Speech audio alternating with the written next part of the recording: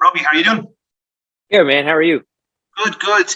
I'd say there's a lot of people excited to see your iteration of Chris Redfield. I know my sister and her boyfriend are big fans and can't wait to see what you bring to this iconic character. How did you feel getting the role?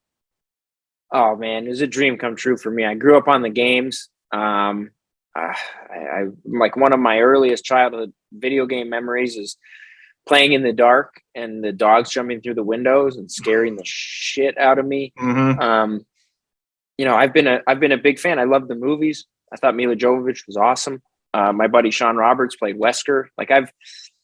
Resident Evil has been a big part of my life. So when this came up, I was just so excited at the possibility. And then I met with Johannes, and that just furthered my excitement because I could see that this was the right guy for the job.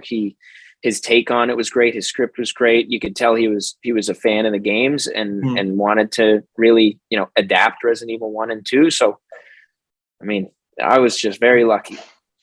And you have the most accurate moments in the film, in my opinion, to the games. What was it like doing some of those practical stunts in that, and being in that kind of that horror house that the kids kind of are always terrified of? The first time I set foot in the Spencer Mansion was like super surreal moment. I'll never forget. It felt, how many times you walk through that room when you're playing the game? Like 100 times. You have to go back and forth and get things and pick locks. So I'm like, I've been here a million times. This is awesome. And then the first zombie encounter I have is the white coat, like straight out of the game, over the shoulder. And it was shot for shot. It was right out of the game. So, I mean, my job was half done for me. Like Johannes wrote a great script. I'm wearing the green flak jacket. I look like Chris Redfield. I was like, just say the words and don't screw this up. So I got to have a lot of fun.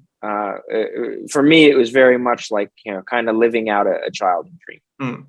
And, some of the biggest scares in the film come from scenes where you're literally by yourself taking on hordes of zombies.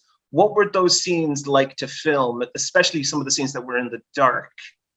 They were actually super cool. So the fight scene in the dining room that's only lit by my muzzle flash was, we spent a day rehearsing it. It was myself, the stunt coordinator, and 10 stunt players dressed as zombies. And they were just awesome. We rehearsed it top to bottom over and over and over again. And they were just laying out and making sure that I looked like a total badass. And then, getting to shoot it in the dark was just really cool from a fan standpoint. I'm a big fan of like John Wick and stuff like that. And just that's as close as I've ever been to having a fight scene like that. And, having it take place in the Resident Evil universe was just totally icing on the cake for me. Yeah. And, you spoke on your fandom there earlier. What is it like knowing the legacy that Chris Redfield has, going forward with potential sequels? Is there any particular ones that you're looking forward to hopefully reenacting again, perhaps involving boulders or anything like that? We tried to find somewhere for it in the movie, and it just like the tonal shift is so tough. It's just like, we talked about like, a one-liner or a joke, and it couldn't feel too much like a stray from the movie. So, we will always be hunting for that place, and it will be a huge win when we get it. But it's not in this one. So, I would love to do more. I think, I know Johannes has talked about potentially like a Code Veronica side of things, and whatever he's into, because he was the captain of the ship, and he was the right guy for it. I would trust Chris Redfield in his hands any day. And finally, Robbie, what do you hope fans get from the film once they get to see it? I think what's really great is this, I truly believe, is the Resident Evil movie that fans of the game have been waiting for. You won't catch everything in the first or second screening. There are so many Easter eggs. I mean, Johannes he got the blueprints from Capcom for the mansion and the police station. I mean, the guy was all in. Yeah.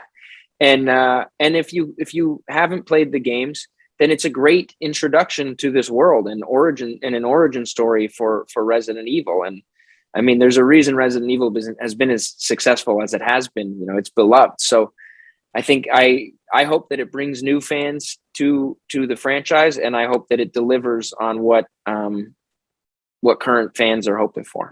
Well, Robbie, thanks very much. Have a lovely day. Thanks, Graham. Nice talking to you. You too.